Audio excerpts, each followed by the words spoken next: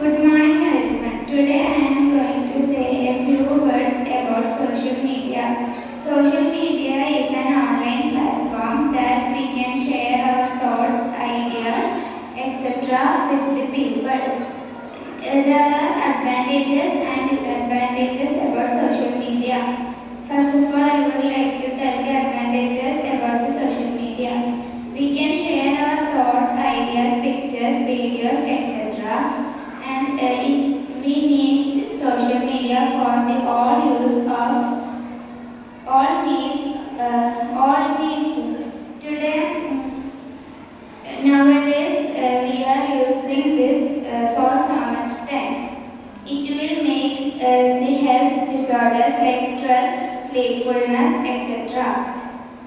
Next, there are YouTube, Twitter, Facebook, Instagram, etc.